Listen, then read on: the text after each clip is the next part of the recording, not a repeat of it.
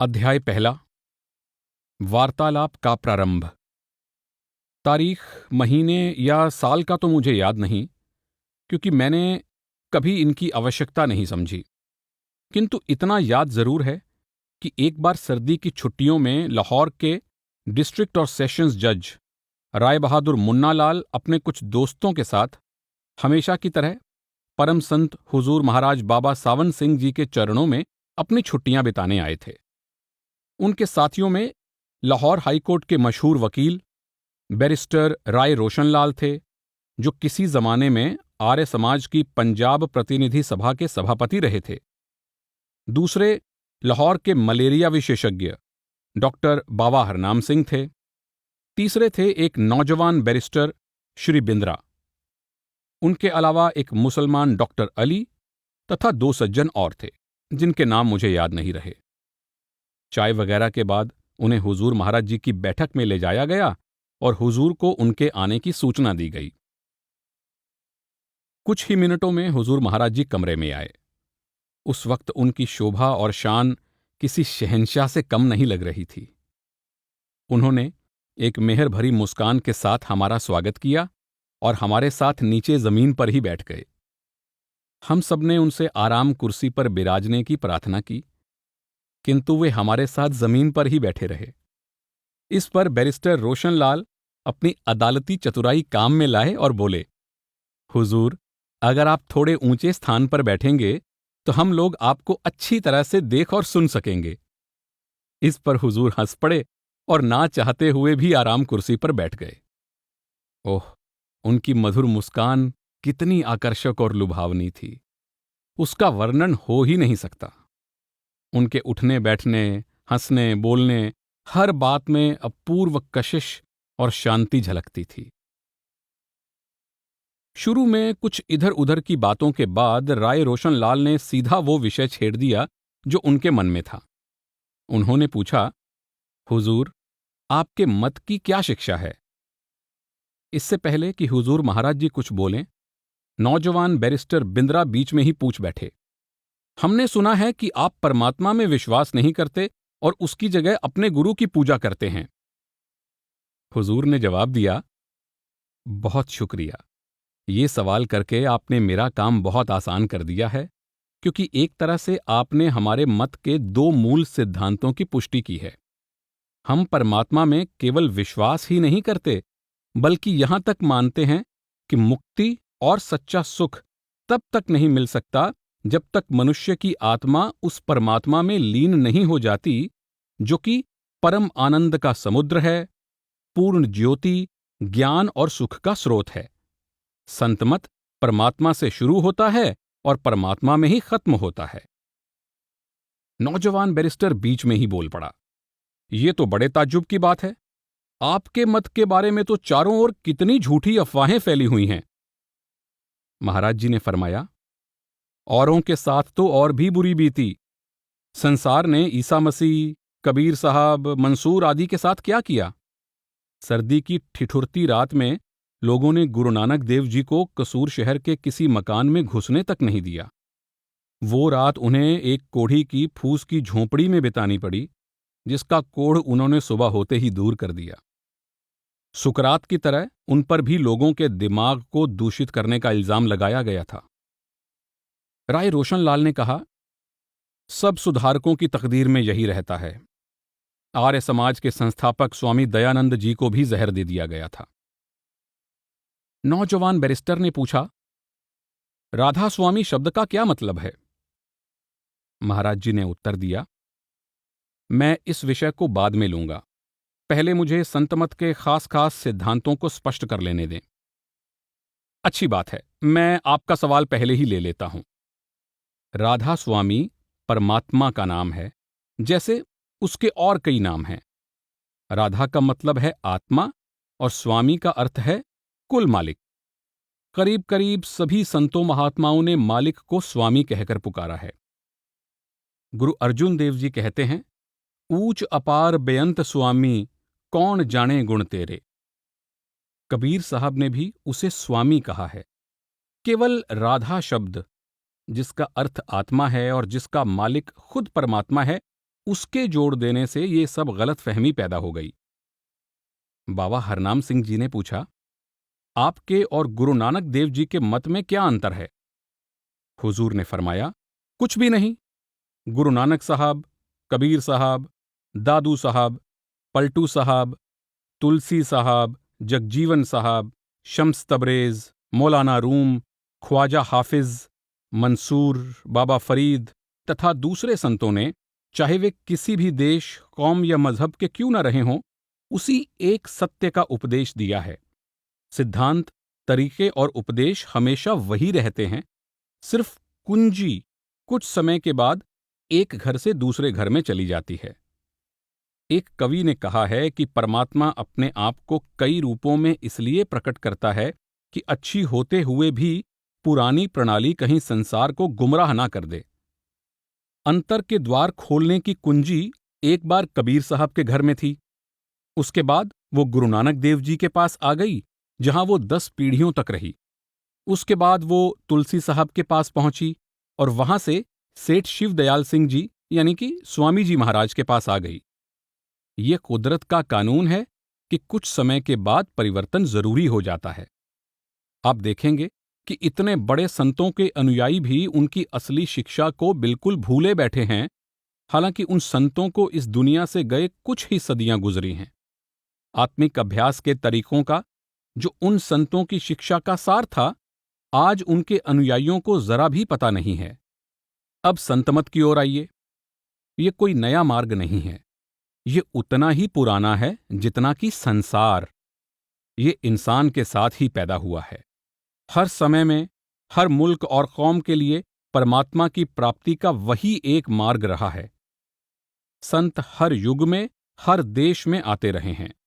उनके जीवन की रहनी या तरीके अपने देश या समय के अनुसार या अपने मुल्क की रीति रिवाजों, मौसम या अन्य विशेषताओं के अनुसार एक दूसरे से भिन्न हो सकते हैं, पर उनकी शिक्षा सदैव एक ही रहती है, चाहे वो संस्कृत में हो, चाहे फारसी, हिब्रू, चीनी या अरबी में।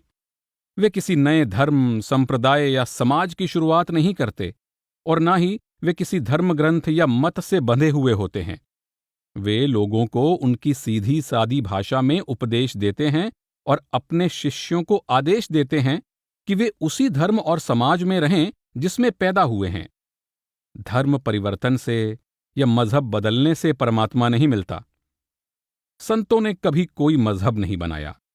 उनके अनुयायी ही उनके चोला छोड़ने के बाद अपने आप को छोटे छोटे टुकड़ों या हिस्सों में बांट लेते हैं और नए धर्म चला देते हैं।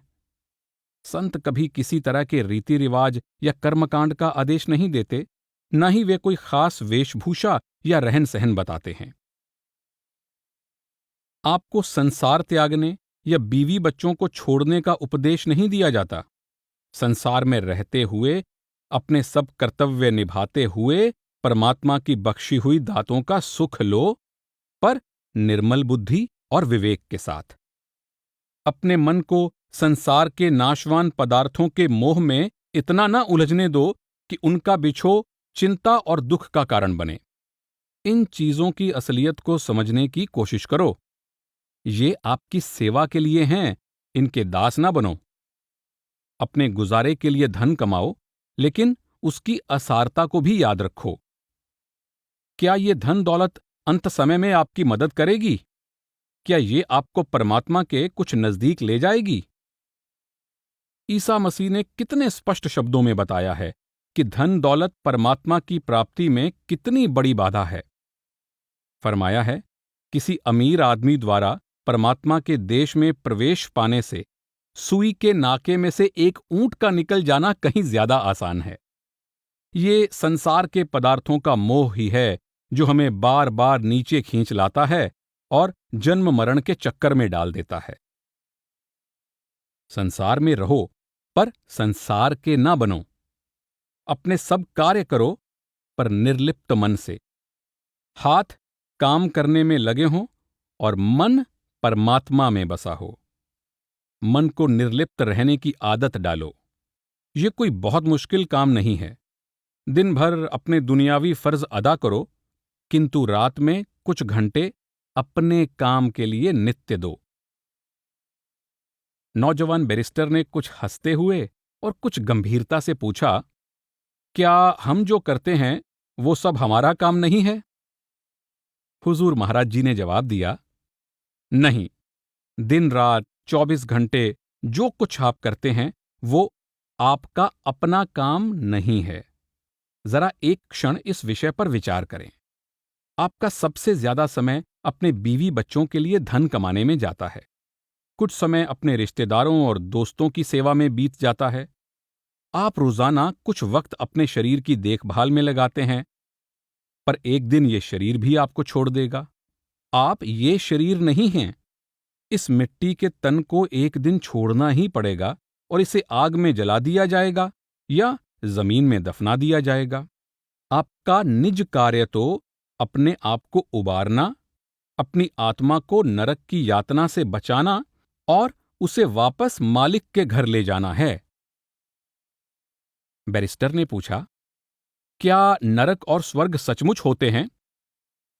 महाराज जी ने जवाब दिया, हां, वे उतने ही सच हैं जितना आज आपका और मेरा यहां मौजूद होना।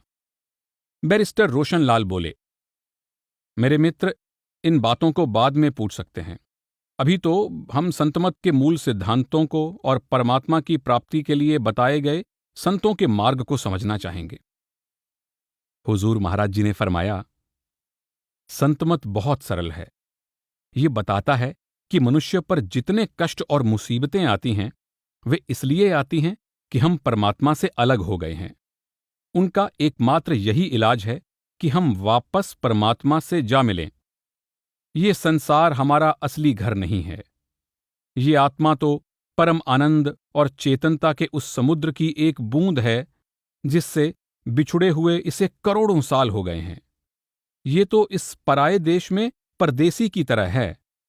यहां इसके समान इसकी जात का कुछ है ही नहीं। ये परमात्मा के नूर की एक निर्मल चमकती हुई किरण है जो मिट्टी, पानी और कीचड़ में फंस गई है। यूं समझिए कि मिठाई और पत्थर एक ही बर्तन में भर दिए गए हैं। ये असमानता ही इसके दुखों और मुसीबतों का मूल कारण है। जब तक आत्मा वापस अपने घर पहुंचकर मालिक से नहीं मिल जाती, तब तक इसकी दुर्गति और मुसीबतों का अंत नहीं होता। संत जोर देकर कहते हैं कि इसके लिए आपको अपने शरीर से बाहर जाने की जरूरत नहीं। मनुष्य शरीर जीते जागते परमात्मा का मंदिर है। 9 दरवाजे वाले इस मंदिर में ही परमात्मा रहता है। बाहर ना कभी किसी ने उसे पाया है, ना कभी कोई पा सकेगा। सब साधु, संत और महात्मा जिन्होंने परमार्थ की खोज की है, मानते हैं कि खुदा की बादशाहत तेरे अंदर है, तू उसे वहीं ढूंढ। मुक्ति पाने के लिए कहीं बाहर जाने की जरूरत नहीं। मनुष्य का शरीर खुद एक सूक्ष्म ब्रह्मांड है जिसका बनाने वाला भी इसी के अंदर है। ऐसे किसी मनुष्य को ढूंढो जो इस खजाने में घुसने का गुप्त मार्ग जानता हो और आपको मालिक के महल तक ले जा सकता हो। उसे आप गुरु, उस्ताद, शिक्षक या दोस्त कहें या किसी और नाम से पुकारें। वो नौजवान फिर बीच में बोला, ये तो आप गुरुडम का उपदेश दे रहे हैं। किसी बुद्धिमान मनुष्य को गुरु धारण करने की क्या जरूरत है? महाराज जी मुस्कुराए और बोले, बेशक आप एक बुद्धिमान पुरुष हैं, लेकिन क्या सब कुछ आप अपने आप ही सीख गए? आप कानून पढ़ने यूरोप क्यों गए? मनुष्य पैदा होते ही अपने आप सब कुछ नहीं सीख जाता। किसी ना किसी को उसे चलना, बोलना, खाना, पहनना और खेलना तक सिखाना पड़ता है। बचपन से लेकर बड़े होने तक वो सिखाने वालों अथवा शिक्षकों को अपनाता रहता है। उस शिक्षक को आप माँ, बाप, भाई, बहन, मित्र या सहपाठी कह सकते हैं, किंतु स्कूल या कॉलेज जाने से पहले आपने सब कुछ उससे सीखा है। स्कूल पहुंचने पर आपको गुरुमुखी पढ़ाने वाला एक गुरु मिला तो दूसरा हिंदी पढ़ाने वाला, और इसी प्रकार उर्दू, फारसी, अंग्रेजी, गणित, इतिहास, भूगोल आदि पढ़ाने वाले गुरु मिले। कॉलेज पहुंचने पर आपको विज्ञान, फिलॉसफी, अर्थशास्त्र, कानून, इंजीनियरिंग वगैरह पढ़ाने वाले शिक्षक मिले। हर विषय के लिए आपको एक अलग शिक्षक चुनना पड़ा। जब आप बड़े हो गए तो आपके दोस्त और आपके उच्च अफसर आपके गुरु बन गए। इस तरह और सब बातें सीखने के लिए तो आपको कोई ना कोई गुरु अपनाना ही पड़ा। फिर आप सबसे अधिक कठिन विषय यानी आत्मा और परमात्मा के विज्ञान को बगैर गुरु के सीखने की उम्मीद कैसे कर सकते हैं? राय रोशनलाल ने बीच में ही कहा, हुजूर, गुरुडम ने हमारे समाज को बहुत नुकसान पहुंचाया है। इसका फायदा उठाकर बहुत से ढोंगी गुरु सीधे सादे लोगों को ठगते रहते हैं। ये सच है, हुजूर ने कहा, पर इसके अलावा और कोई रास्ता भी नहीं है। परमात्मा का यही विधान है। सभी संतों ने पूर्ण गुरु धारण करने की आवश्यकता पर जोर दिया है। गुरु नानक देव जी कहते हैं, याद रखो, गुरु के बिना कोई मुक्ति नहीं पा सकता। कबीर साहब कहते हैं, बिना गुरु के तुम्हारा दान पुण्य और माला जपना सब व्यर्थ है। मौलाना रूम कहते हैं, सावधान, बगैर मुर्शिद के इस राह में कदम ना रखो। रास्ते में बहुत से डर और खतरे हैं जिनसे तुम्हें केवल कामिल मुर्शिद यानी पूर्ण गुरु ही बचा सकता है। अगर तुम अक्लमंद हो तो अकेले सफर ना करो, अपने साथ कोई रहबर यानी मार्गदर्शक ले लो। राय रोशनलाल पुराने जमाने के कायस्थों की तरह फारसी के बड़े अच्छे विद्वान थे। उन्होंने हुजूर महाराज जी द्वारा दिए गए मौलाना रूम के उद्धरणों को बहुत पसंद किया। हुजूर कहते गए, इस विषय पर मौलाना रूम दूसरी जगह कहते हैं, अगर तू खुदा के पास बैठना चाहता है तो किसी खुदा के बंदे के पास जाकर बैठ। अगर तू काबे की यात्रा पर जा रहा है तो किसी रहनुमा यानी रास्ता बताने वाले को साथ में ले। किसी ऐसे शख्स को साथ में ले जो खुद वहां गया हो, फिर चाहे वो हिंदू हो, तुर्क हो या अरब। उसके रंग रूप की तरफ ना देख, सिर्फ रास्ता बताने की उसकी ताकत को देख। परमात्मा और परमार्थी बातों का ज्ञान किसी परमात्मा तक पहुंची हुई हस्ती की मदद के बिना प्राप्त नहीं हो सकता। जो अंदर के ऊंचे आत्मिक मंडलों में प्रवेश करना चाहता है, जो मालिक की दरगाह में पहुंचना चाहता है, वो जरूर किसी रहबर की जरूरत महसूस करेगा। पर जो इस अंदर के सफर पर जाना ही नहीं चाहता, वो अपनी इच्छा अनुसार कुछ भी धारणाएं बना सकता है। राय रोशनलाल ने कहा, यह सच है, पर धूर्त मनुष्यों के द्वारा अक्सर लोग ठगे जाते हैं। महाराज जी ने फरमाया, इसमें कोई शक नहीं। संतों ने खुद हमेशा खोजियों या जिज्ञासुओं को ऐसे लोगों से सावधान किया है। रूमी कहते हैं, शैतान अक्सर कामिल फकीरों के भेष में रहता है, इसलिए अपना हाथ उस रहबर के हाथ में ना दो जिसकी आजमाइश यानी परख ना की हो। जैसे एक चिड़ी मार पक्षियों को अपने जाल में फंसाने के लिए चिड़ियों जैसी बोली बोलता है, उसी तरह ठग और धूर्त भी भोले जीवों को फंसाने के लिए संतों के तरीके अपना लेते हैं और संतों से चुराई गई वाणी बोलते रहते हैं। इसलिए गुरु को चुनने में बहुत सावधानी बरतनी चाहिए। डॉक्टर हरनाम सिंह ने कहा, हुजूर, मेरा तो विश्वास है कि मनुष्य को पवित्र जीवन बिताना चाहिए और जहां तक हो सके अपने संगी साथियों का भला करना चाहिए। किसी भी प्राणी को दुख या नुकसान नहीं पहुंचाना चाहिए। ईमानदारी से अपनी रोजी रोटी कमानी चाहिए और जितनी बन सके उतनी इंसान की सेवा करनी चाहिए। पूजा और ध्यान का यही सबसे अच्छा और ऊंचा तरीका है। मैं नहीं सोचता कि और किसी भी चीज की जरूरत है। हुजूर ने जवाब दिया, परमार्थ के मार्ग में साधक की 4 अवस्थाएं होती हैं। पहली, कर्मकांड या शरीयत यानी अच्छे कार्य करना, जैसा संसार के सब धार्मिक ग्रंथों में बताया गया है। दूसरी, उपासना या तरीकत यानी किसी कामिल गुरु के आदेश और मार्गदर्शन के अनुसार परमार्थ के कार्य करना, मन और इंद्रियों को वश में करना तथा अपने आप को ध्यान वगैरह दूसरी आध्यात्मिक क्रियाओं में लगाए रखना। तीसरी है भक्ति या मार्फत यानी परमात्मा के प्यार में इतने लीन हो जाना कि सिवाय उसके और किसी बात की फिक्र ही ना रहे, चित्त से संसार और संसार के पदार्थों के सब ख्याल दूर हो जाएं, पांचों विकार खत्म हो जाएं, मन और इंद्रियां वश में आ जाएं और संसार के सुखों तथा इंद्रियों के भोगों की तृष्णा दूर हो जाए। चौथी है ज्ञान या हकीकत, यानी सत्य या हकीकत को जानना और परमात्मा के साथ एक हो जाना। पवित्र और नेक जीवन परमात्मा की प्राप्ति के लिए बहुत जरूरी है, किंतु इसके आगे किसी और भी चीज की जरूरत है। अगर एक आदमी दिन भर तश्तरियों और प्लेटों को मांजता रहे और उन्हें खाने की मेज पर सजाता रहे, लेकिन उनमें खाने के लिए कुछ भी ना रखे, तो क्या उसकी भूख मिट जाएगी? नेक और सेवापूर्ण जीवन बिताना बर्तनों को साफ करने के समान है। इससे मन पवित्र होता है और ऊंचे मंडलों की चढ़ाई के लायक हो जाता है। पर मन से गंदगी को निकाल देना ही जिंदगी का अंतिम उद्देश्य नहीं है। मन को पवित्र क्यों किया जाता है? सिर्फ इसलिए कि कोई अपवित्र या गंदी चीज मालिक के दरबार में प्रवेश नहीं कर सकती। मन के पवित्र हो जाने के बाद भी इसे ऊपर की यात्रा पर ले जाने के लिए कुछ और कदम भी उठाने पड़ेंगे। इसके लिए परमात्मा को प्राप्त हुई किसी हस्ती से मार्गदर्शन लेना पड़ेगा, नहीं तो ये जन्म मरण का चक्कर समाप्त नहीं होगा। पवित्र जीवन बिताने और पुण्य कर्म करने का फल यही होगा कि मनुष्य अगले जन्म में राजा, महाराजा, रईस या कौमों मुल्कों का नेता बन जाएगा, या देवता और फरिश्ते के रूप में उसे किसी स्वर्ग में प्रवेश मिल जाएगा।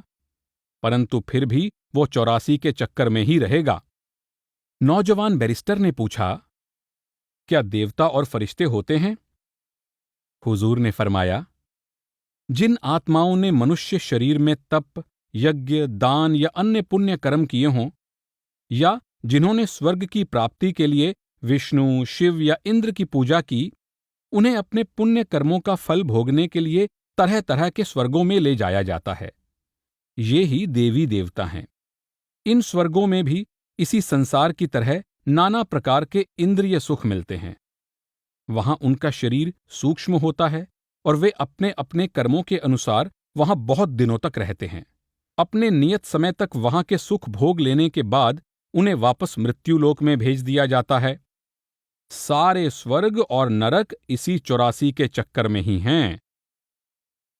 राय रोशन लाल ने पूछा, हुजूर, क्या आपके आत्मिक अभ्यास का तरीका पतंजलि के प्राणायाम के समान ही है? हुजूर ने कहा, नहीं, पतंजलि के अभ्यास का आधार श्वास का नियमन यानी इसे काबू करना है। ये आज के समय में ठीक नहीं है, क्योंकि प्राचीन समय जैसा धीरज और लगनपूर्वक मेहनत करने की शक्ति आज हम में नहीं है। आज कोई ब्रह्मचर्य तथा सदाचार पूर्ण जीवन के नियमों का पालन नहीं करता। लोगों का झुकाव भोग विलास की ओर अधिक है। आज के दुर्बल नवयुवक प्राणायाम की कठिन साधना और धोती, नेति, बस्ती आदि मुश्किल यौगिक क्रियाओं को कैसे कर सकते हैं? इसके अलावा ये योग हमें सहस्रार चक्र से ऊपर भी नहीं ले जा सकता। सहस्रार चक्र मस्तक के ऊपर के भाग पर स्थित है, जिसे योगी उच्चतम आध्यात्मिक शक्ति का केंद्र मानते हैं। ये जागृत कुंडलिनी शक्ति की अंतिम मंजिल है। पुराने जमाने में योगियों को पिंड के षट चक्रों को पार करने में सैकड़ों वर्ष लग जाते थे, और इतना भी वे बड़ी मुश्किल से पार कर पाते थे। अष्टदल कमल उनका सबसे ऊंचा और आखिरी स्थान था, जबकि संतमत की शुरुआत ही यहां से होती है। आत्मा को नीचे के चक्रों से ऊपर उठाने के लिए योगीजन प्राणों का सहारा लेते थे, किंतु चिदाकाश यानी शरीर के अंदर पहला आकाश जो तीसरे तिल में है, वहां पहुंचते ही प्राण चिदाकाश में लीन हो जाते थे और योगी वहां से आगे नहीं बढ़ पाते थे। उन्होंने ये मान लिया कि ये चक्र ही परमात्मा का सबसे ऊंचा धाम है। एक लंबे अरसे तक वहां निवास करने के बाद उनमें से कुछ, पर बहुत कम लोगों ने, जो कुछ ज्यादा पहुंचे हुए थे, प्रकाश की तेज किरणों को ऊपर से आते हुए देखा। इस प्रकाश के सहारे वे और आगे बढ़े और त्रिकुटी तक पहुंच गए। अब त्रिकुटी कारण मंडल का मुख्य स्थान है। ब्रह्मांडी मन अर्थात ब्रह्म का स्थान है, जो तीनों मंडलों स्थूल, सूक्ष्म और कारण का शासक है। त्रिकुटी संतों द्वारा वर्णित आंतरिक यात्रा का दूसरा स्थान है। अब यहां आकर इन योगीश्वरों की गति रुक गई और वे आगे नहीं गए। उन्होंने इसी कमल यानी ब्रह्म मंडल को परमेश्वर, ब्रह्म और संसार की रचना, पालन और नाश करने वाले का धाम कहना शुरू कर दिया। नौजवान बैरिस्टर ने कहा, मुझे तो ये कुछ भी समझ में नहीं आ रहा है। मैं तो योग लफ्ज का अर्थ तक नहीं जानता। हुजूर ने फरमाया, मैं आपको ये सब समझा दूंगा, पर गुरु धारण करने के खिलाफ आपके तर्क का आपका ये कथन खुद ही सबसे बड़ा जवाब है। बैरिस्टर ने कहा, हुजूर, मैं अपना कथन वापस लेता हूं। हुजूर महाराज जी ने कहा, ये योग शब्द संस्कृत भाषा के युज धातु से बना है, जिसका अर्थ है मिलाना या जोड़ना। ये आत्मा को परमात्मा से जोड़ने या मिलाने का साधन है। राय रोशनलाल बोले, रिलीजियन शब्द का भी यही अर्थ है। लैटिन भाषा में री का मतलब वापस है और लेगर का अर्थ है जोड़ना। आत्मा को उसके मालिक से मिला देना ही रिलीजियन यानी धर्म का उद्देश्य है या होना चाहिए। महाराज जी ने कहा, मन और इसकी तरह तरह की क्रियाएं ही परमात्मा की प्राप्ति के मार्ग में सबसे बड़ी रुकावट हैं। योग का ध्येय इन रुकावटों को दूर करना है। पतंजलि ऋषि ने अपने प्रसिद्ध ग्रंथ योग सूत्र में योग की परिभाषा करते हुए कहा है कि योग वो साधन है जिससे चित्त वृत्तियों को रोका जा सके और मन की सब क्रियाओं को वश में लाया जा सके। बैरिस्टर ने पूछा, हुजूर, चित्त वृत्तियां क्या होती हैं? हुजूर महाराज जी ने फरमाया, चित्त वृत्ति का अंग्रेजी में अनुवाद करना बहुत मुश्किल है। चित्त अंतःकरण यानी मन का वो भाग है जिस पर चीजों की छाप या अक्स यानी प्रतिबिंब पड़ता है। वृत्तियां वे बदलती हुई अवस्थाएं या जल्दी जल्दी होने वाली हलचलें या लहरें हैं जो चित्त की सतह को विचलित करती हैं। मन की सतह पर निरंतर उठने वाली इन तूफानी लहरों को रोकना ही योग का काम है। ये मन की सब क्रियाओं को ठहराना और सब सोच विचार को रोकना है। बैरिस्टर ने कहा, हुजूर, आप सब चीज कितनी खूबसूरती से समझाते हैं और कितनी सरल भाषा में। शुक्रिया बेटा, हुजूर ने कहा। मुझे खुशी है कि आपको ये आसान मालूम होती है। योग और असल में सभी आध्यात्मिक तत्वों को बातों से समझना या समझाना बड़ा मुश्किल है। राय रोशनलाल ने पूछा, आपके और पतंजलि के मार्ग में क्या अंतर है? हुजूर ने कहा, हम सुरत शब्द योग का अभ्यास करते हैं। इस शब्द को उपनिषदों में अनाहत शब्द और वेदों में उद्गीत यानी ऊपर से आने वाला गीत कहा गया है। मुसलमान फकीरों ने इसे सुल्तान उल अज़कार यानी शब्दों का शहंशाह कहा है। ये बहुत आसान है और हर देश या धर्म के स्त्री और पुरुष इसका अभ्यास कर सकते हैं। 6 साल का बच्चा भी इसका अभ्यास कर सकता है। इस अभ्यास में हम अपने बाहरी द्वारों को बंद कर लेते हैं और मन को उस शब्द के साथ जोड़ते हैं जो माथे में, आंखों के पीछे मीठी धुनकार दे रहा है। ये दिव्य ध्वनि मधुर संगीत के रूप में परमात्मा के धुर धाम से निकलती है और अपने रास्ते में तमाम नीचे के मंडलों में चेतना और स्फूर्ति भरती हुई मनुष्य के मस्तक में आंखों के पीछे अपना सदर मुकाम बना लेती है। ये परमात्मा और मनुष्य के बीच में सीधी कड़ी है। इस धुन को पकड़कर हम सीधे अपने असली घर पहुंच सकते हैं। संसार के शुरू में हम इसी स्थान से उतरकर आए थे। बाइबल में इस शब्द या धुन को वर्ड कहा गया है। जॉन 1 में हम पढ़ते हैं, शुरू में शब्द था, शब्द परमात्मा के साथ था और शब्द ही परमात्मा था। सब कुछ उसने ही बनाया और जो कुछ भी बना वो उसके बिना नहीं बना। यूरोपियन धर्म पुरुषों ने इसे लॉगोस कहा है। गुरु नानक देव जी इसे शब्द कहते हैं। वे कहते हैं, शब्द ने पृथ्वी बनाई और आकाश बनाया, सूरज, चांद और तारे शब्द ने बनाए। ये हमारे विश्व का बनाने वाला है और सबके हृदय में गूंज रहा है। कुरान का कथन है कि कुन ने सारी दुनिया को बनाया है। कुन ईश्वरीय आदेश है, अर्थात शब्द जो सृष्टि का सृजन करता है। स्वामी जी महाराज कहते हैं, शब्द ने तीनों लोक बनाए। शब्द ने अंड, ब्रह्मांड, 7 द्वीपों और 9 खंडों की रचना की है। शब्द ने ही तीनों गुणों को और सब जीवों को पैदा किया है। शब्द शरीर में धुनकार दे रहा है। अपनी आत्मा को उसके साथ जोड़ो। सब देशों के संतों ने अपने ग्रंथों में इसका वर्णन किया है। ऋग्वेद का कथन है, यावद ब्रह्म विष्टितम तावती वाक, अर्थात जितना विस्तृत ब्रह्म है उतनी ही विस्तृत वाणी है। अर्थात जहां जहां परमात्मा है वहां वहां शब्द है। शतपथ ब्राह्मण भी यही कहता है, वाक व ब्रह्म, यानी वाणी ही ब्रह्म है। दूसरे शब्दों में शब्द ही परमात्मा है। इसी वक्त महाराज जी का नौकर अंदर आया और बोला, हुजूर, कुछ यूरोपियंस आए हैं और अंदर आने की इजाजत चाहते हैं। हुजूर महाराज जी उसका मतलब समझ गए और बोले, मेहरबानी करके अपने यूरोपियंस को अंदर ले आओ और उनके लिए कुछ कुर्सियां लगा दो। नौकर कुछ अमेरिकन मिशनरियों को अंदर ले आया।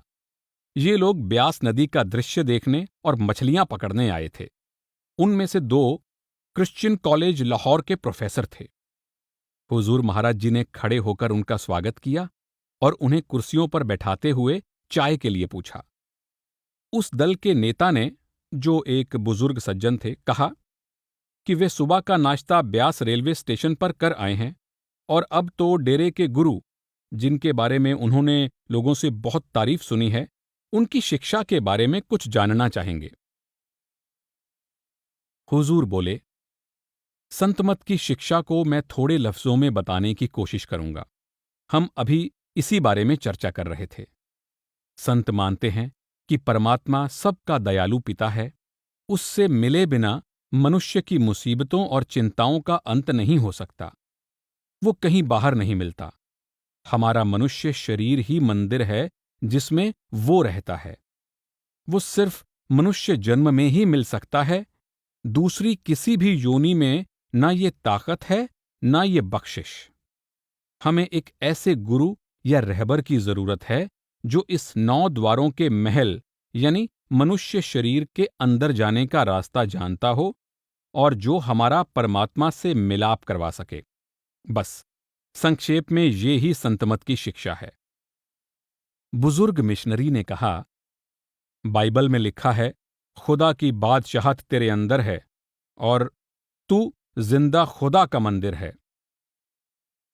हुजूर महाराज जी ने फरमाया, ये सत्य तो हर धर्म की तह में पाया जाता है, लेकिन धर्म के संस्थापकों के संसार से चले जाने के बाद लोग इस सत्य को भूल जाते हैं और परमात्मा को मूर्तियों, मंदिरों, पानी और पत्थरों में या उनकी समाधियों और पोथियों में ढूंढने की कोशिश करते हैं।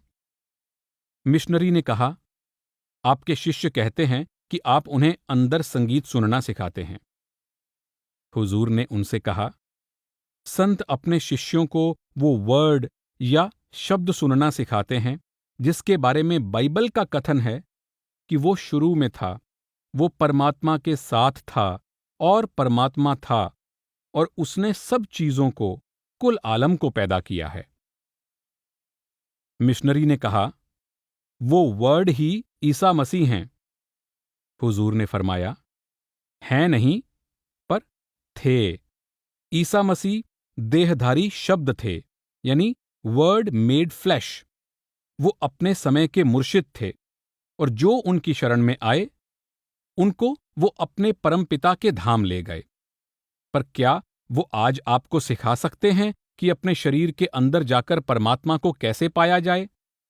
इसके लिए आपको एक जीता जागता गुरु चाहिए, एक जीता जागता ईसा मसीह, जिनके पास आप जा सकें, जिनसे मिल सकें, बात कर सकें, जिन्हें प्यार कर सकें और जिनके साथ आप अपनी कठिनाइयों के बारे में बातचीत कर सकें, अपने शक और संदेहों को हल कर सकें और जिनसे 9 दरवाजों वाले इस मंदिर रूपी शरीर में, जिसमें आप निवास करते हैं, जाने का मार्ग मालूम कर सकें। क्या आपको मालूम है कि इस शरीर में कौन से दरवाजे से प्रवेश किया जाए? आंखों के जरिए, नाक के जरिए, कान या गले के रास्ते से या किन्हीं नीचे के द्वारों से? केवल एक जीता जागता गुरु ही हमारी सहायता कर सकता है और मालिक के मिलाप के लिए तरसती और तड़पती आत्माओं की मदद और रहनुमाई के लिए इस संसार में वर्ड यानी शब्द हमेशा देह रूप में मौजूद है। यहीं लोग गलती कर बैठते हैं। एक गुरु जो हजारों साल पहले चोला छोड़ चुके हैं, आज आपको दीक्षा नहीं दे सकते और न ही आपकी मदद कर सकते हैं। लेकिन लोग इतने लकीर के फकीर हैं कि वे सत्य को सुनने को तब तक तैयार नहीं होते जब तक कि वो उनको अपने सीखे हुए ढंग से या उनके विश्वास के ग्रंथों से ना समझाया जाए। आत्माओं को वापस अपने पास लाने के लिए परमात्मा ने अपने पुत्र को सिर्फ 2000 वर्ष पहले ही नहीं भेजा था, बल्कि इस काम के लिए वो अपने पुत्रों को हर समय भेजता रहता है। कबीर साहब ने कहा है, संत ना होते जगत में, जल मरता संसार। अंदर के मार्ग में इतनी उलझनें और खतरे हैं कि आपको हर कदम पर गुरु की सलाह और मदद की जरूरत पड़ती है। महान संत रूमी कहते हैं, जो बिना मुर्शिद के अंदर जाता है, उसे शैतान की फौज गुमराह करके गहरे अंधेरे कुएं में डाल देती है। जब काल या शैतान जीवित गुरु के शिष्यों को भी उनके गुरु का रूप बनाकर ठगने और गुमराह करने की कोशिश करता है, तो फिर उन बेचारों का क्या हाल होगा जिन्होंने ऐसे गुरु को धारण किया है जिसे उन्होंने कभी देखा ही नहीं और जो हजारों साल पहले मर चुका है। क्या आप अपनी बीमारी का इलाज ऐसे डॉक्टर से करा सकते हैं जिसको गुजरे बहुत समय हो गया हो? क्या उसकी लिखी किताबें आपकी जांच कर सकती हैं?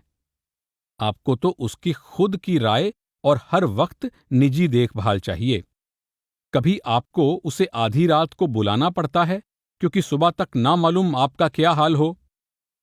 क्या एक कन्या उस गुजरे हुए आदमी से शादी कर सकती है जिसकी तस्वीर उसने कभी किसी पुरानी पुस्तक में देखी है?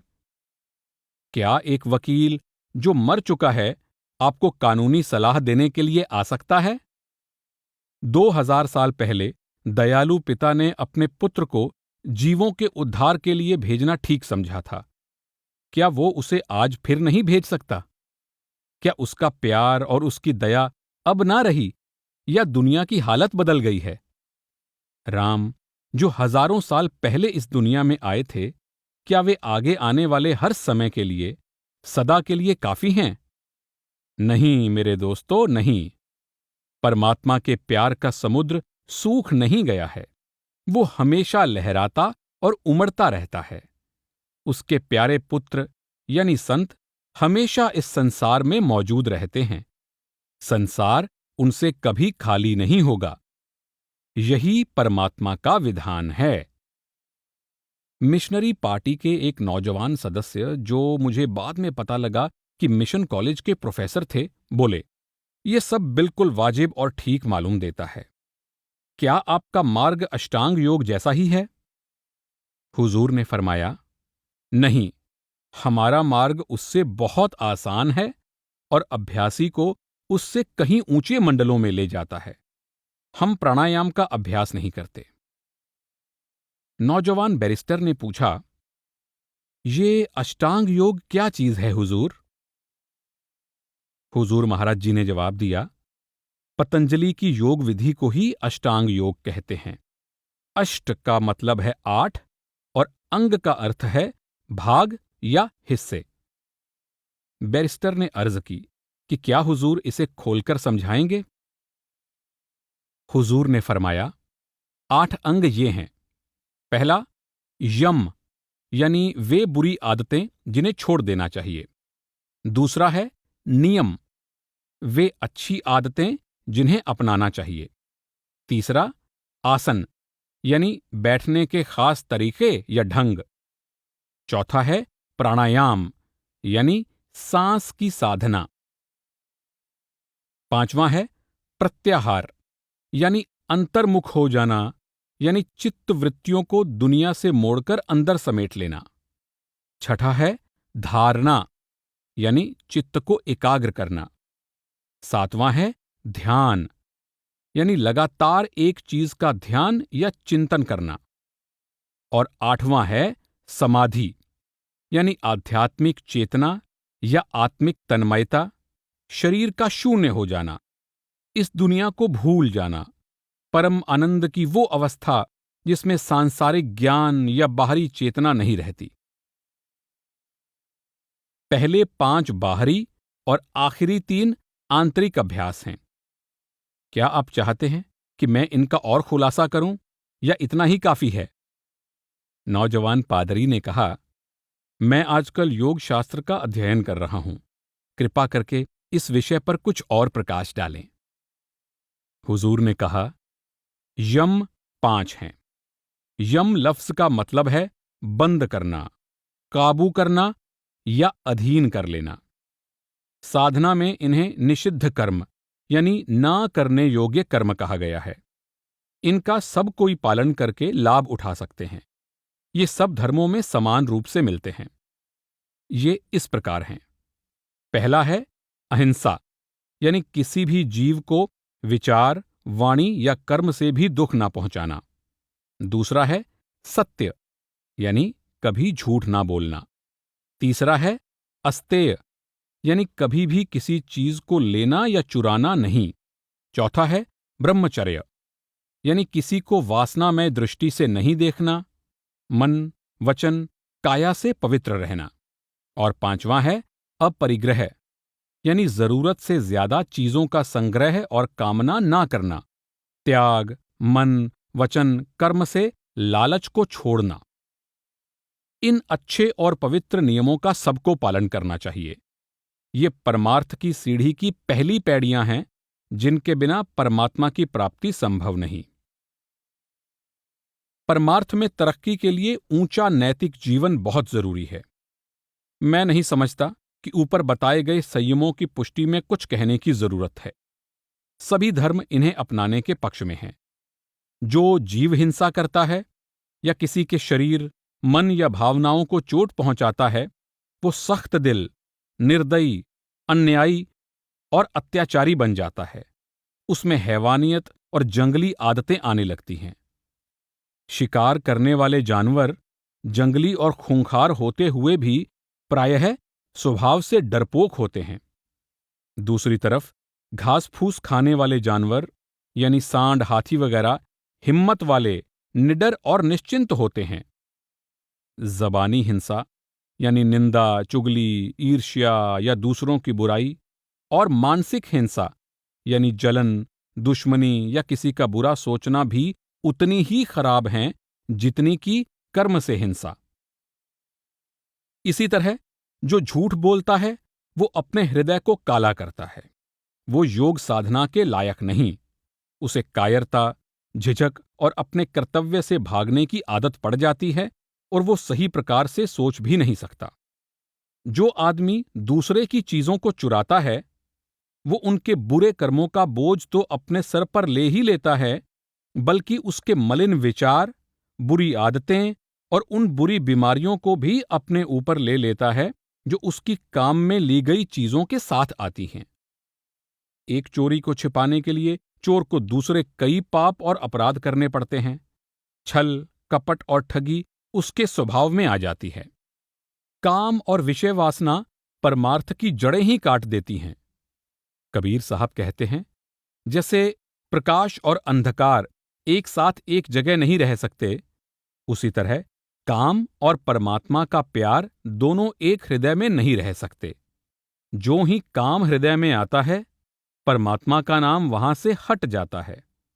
काम वासना परमार्थ के मार्ग में सबसे बड़ी रुकावट है। किसी तरह के संग्रह की इच्छा ना करना अपरिग्रह है। योगी को भिक्षा पर गुजारा नहीं करना चाहिए और ना समाज के ऊपर बोझ बनाना चाहिए। संतों ने अपनी कमाई पर गुजर बसर करने पर बहुत जोर दिया है। अब नियमों की ओर आएं। इन्हें विहित कर्म या करने योग्य कर्म कहते हैं। वे आदर्श जिन पर आचरण करना चाहिए, ये भी 5 हैं। पहला है शौच या स्वच्छता। आपका शरीर साफ रहना चाहिए।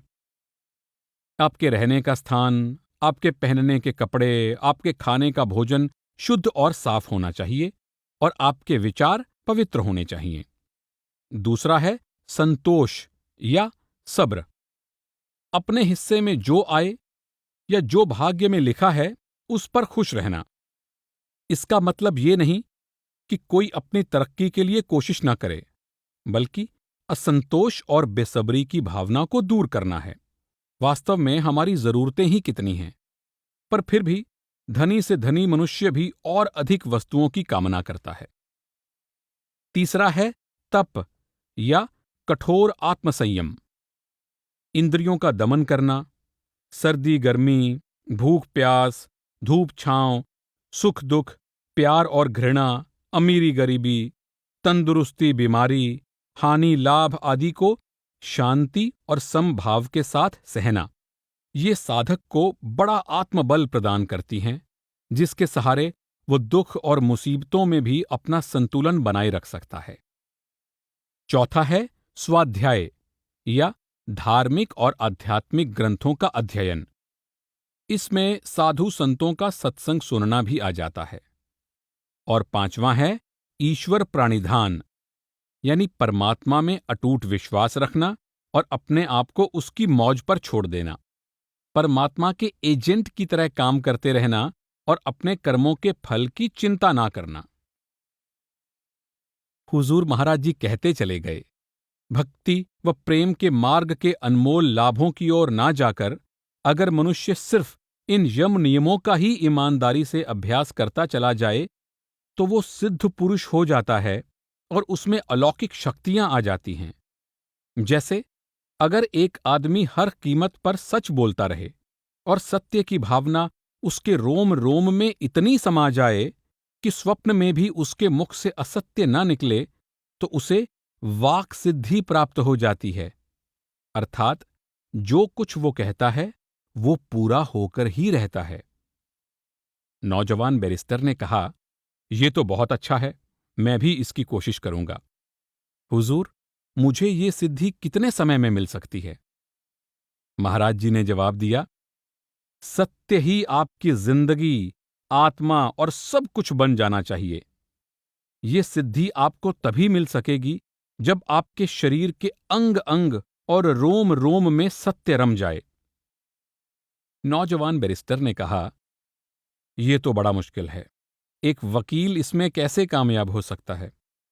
बेहतर है मैं किसी और बात की कोशिश करता हूं। अहिंसा के अभ्यास से मुझे क्या मिलेगा?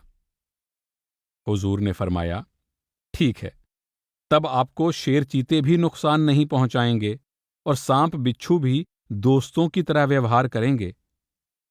बैरिस्टर बोला, यह तो बड़ी अच्छी बात है, पर हुजूर ने कहा, इस साधना में एक खूबी और है। यदि आप इनमें से एक भी यम को सिद्ध कर लेते हैं तो दूसरे गुण अपने आप आ जाते हैं। नौजवान मिशनरी प्रोफेसर ने महाराज जी की बातों के नोट्स लेने शुरू कर दिए थे। उसने हुजूर से आसनों के बारे में कुछ फरमाने के लिए कहा। महाराज जी ने फरमाया, आसन शब्द का मतलब है बैठक या बैठने का तरीका। एक ही आसन में काफी देर तक बैठे रहना आत्मिक अभ्यास में बड़ी मदद देता है। आसनों के बारे में कई पुस्तकें हैं। कुछ 84 आसनों का वर्णन करती हैं तो कुछ 100 का। किंतु आसनों का ख्याल आपके मन पर छा नहीं जाना चाहिए। बैठने का तरीका ही मुख्य वस्तु नहीं है, जरूरी तो मन की एकाग्रता है। आसन का महत्व तो वहीं तक है जहां तक वो एकाग्रता में मदद करता है। अभ्यासी को किसी भी ऐसे सरल और आरामदेह बैठक में बैठना चाहिए जिसमें उसे बार बार हिलने डुलने की जरूरत महसूस ना हो। बार बार हिलने डुलने और बैठक बदलते रहने से एकाग्रता की प्राप्ति नहीं हो सकती। दृढ़ आसन या स्थिर तथा अडोल बैठक से तुरंत एकाग्रता की प्राप्ति होती है। ध्यान के आसन में सिर, गर्दन और रीढ़ की हड्डी बिल्कुल सीधी रहनी चाहिए। तनाव से रहित, सहज भाव से बैठना चाहिए। शांत और एकांत स्थान में बैठना चाहिए ताकि अभ्यास बगैर विघ्न बाधा के हो सके।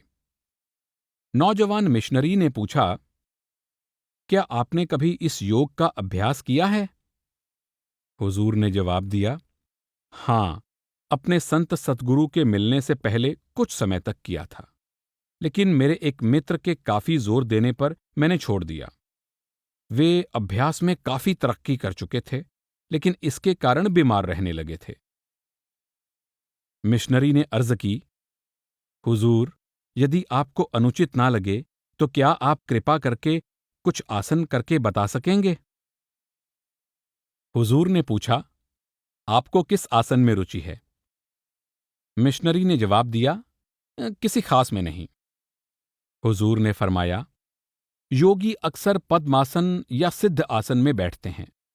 पद्म का मतलब है कमल। इस आसन में अभ्यासी जमीन पर बैठकर दाईं एड़ी को बाईं जांघ पर और बाईं एड़ी को दाईं जांघ पर रखता है। उसके बाद दाहिने पैर का अंगूठा पीठ के पीछे से दाहिने हाथ में थाम लिया जाता है और बाएं पैर का अंगूठा बाएं हाथ से। शुरू शुरू में ये आसन कुछ मुश्किल है, पर थोड़े अभ्यास के बाद काफी आसान हो जाता है। सारे आसन साफ और खाली पेट करने चाहिए। सिद्ध आसन इससे कुछ आसान है। उसमें अभ्यासी उसी तरह यानी जमीन पर बैठता है, किंतु बाईं एड़ी नीचे की दो इंद्रियों के बीच में रखता है तथा दायां पैर बाईं एड़ी पर रखता है और दोनों हाथों को घुटनों पर रखता है। योग हमेशा किसी ऐसे योगी की देखरेख में करना चाहिए जो अपने विद्या का पूर्ण जानकार हो और जो योग की करीब करीब सभी विधियों को सिखाने में समर्थ हो। योगियों में ये एक पुरानी कहावत चली आ रही है कि जो केवल किताबें पढ़कर योग साधना शुरू करता है वो बीमारियों को न्योता देता है और अपनी उम्र घटा लेता है। हुजूर महाराज जी ने आगे फरमाया, प्राणायाम एक दोधारी तलवार है जो एक तरफ तो बेहद लाभ पहुंचा सकती है और दूसरी तरफ ऐसा नुकसान जिसकी कोई पूर्ति ना हो सके। इससे लाभ लेते हुए मैंने कुछ बिरले लोगों को ही देखा है और नुकसान बहुत लोगों को हुआ है। नौजवान मिशनरी ने कहा, लोग कहते हैं कि योगी की आयु बहुत लंबी होती है। हुजूर ने उत्तर दिया, इतना ही नहीं बल्कि उसे और बहुत सी सिद्धियां प्राप्त हो जाती हैं और वो कई चमत्कार कर सकता है। वो जहां चाहे वहां फौरन जा सकता है, जो भी चाहे वो कहीं से भी मंगवा सकता है। वो बहुत भारी या बहुत हल्का, बहुत लंबा या बहुत छोटा बन सकता है। ऐसी 8 मुख्य सिद्धियां हैं, पर हमारा मकसद उन्हें प्राप्त करना नहीं है और उन्हें प्राप्त करने का मार्ग भी बहुत लंबा और कठिन है। मिशनरी बोला, किंतु आप तो इन्हें अवश्य सिद्ध कर सकते थे। आपने इनको छोड़कर ये नया मार्ग क्यों अपनाया?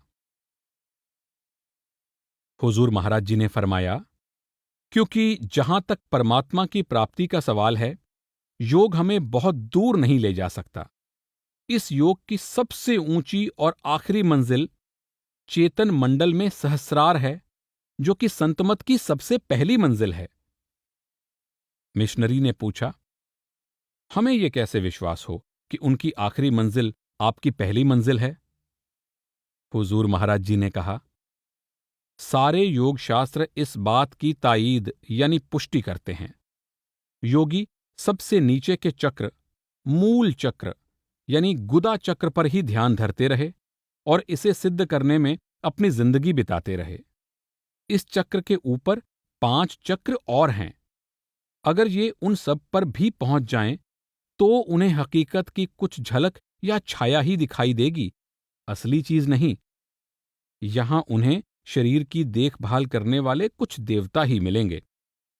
इनके ऊपर अंड के 6 चक्र हैं और अंड के ऊपर ब्रह्मांड के 6 चक्र हैं। इनमें से सबसे ऊंचा धाम सतलोक है, जो अमर, अविनाशी, स्थायी और प्रलय महाप्रलय से परे परमात्मा का निवास स्थान है। सृष्टि के शुरू में आत्मा यहीं से उतरकर नीचे आई थी और अब वापस वहीं जाना चाहती है, क्योंकि आत्मा की बैठक छठे चक्र में है। ये इसी स्थान से अपने घर की ओर चढ़ाई शुरू कर सकती है। ये क्यों अपनी बैठक से उतरकर सबसे नीचे के चक्र में आए और क्यों नीचे के चक्रों को तय करने की लंबी और थकाने वाली यात्रा शुरू करे? चढ़ाई शुरू करने का स्थान जितना नीचे होगा, सफर उतना ही लंबा और मुश्किल होगा। छठे चक्र से कुछ ऊपर सहस्रार में पहुंचकर योग मार्ग का अभ्यासी थक गया और उसने इसी स्थान को परमात्मा का सबसे ऊंचा धाम समझ लिया। योगी इससे आगे जाने में असमर्थ थे। संत यहीं से अपनी शुरुआत करते हैं। उनका साधन बहुत सहज और सरल है और अभ्यासी को सबसे ऊंचे मंडल में ले जाता है। वो मंडल प्रलय की पहुंच से परे है। वहां पहुंचना ही हमारा ध्येय होना चाहिए। पिंड के 6, अंड के 6 और ब्रह्मांड के 5 चक्र नाशवान हैं। कुछ प्रलय में नष्ट हो जाते हैं तो कुछ महाप्रलय में। केवल सतलोक ही अविनाशी है, प्रलय महाप्रलय से परे है। इतने में बीबी रली आईं और बोलीं कि कभी का 1 बज चुका है और दोपहर के खाने में काफी देर हो रही है। हुजूर ने अपनी जेब घड़ी निकाली और कहा, ओह, वक्त 1 से ऊपर हो गया। आप लोगों को इतनी देर तक रोके रखने का मुझे अफसोस है। फिर मुझसे फरमाया, इन्हें नई कोठी, जिसे आजकल गेस्ट हाउस कहते हैं, वहां ले जाइए और इनके खाने का इंतजाम कीजिए। मिशनरियों और राय रोशन लाल की तरफ मुड़कर बोले, हमारा डेरा जंगल में है, शहर या दुकानों से दूर। यहां कोई भी बढ़िया चीजें नहीं मिलती हैं, सो तुच्छ और सादे भोजन के लिए आप हमें माफ करें। उन सब ने हुजूर महाराज जी को उनकी दिलचस्प, स्पष्ट और प्रेरक बातों के लिए धन्यवाद दिया और कहा कि इस आत्मिक भोजन के बाद उन्हें सांसारिक भोजन की कोई भूख महसूस नहीं हो रही है।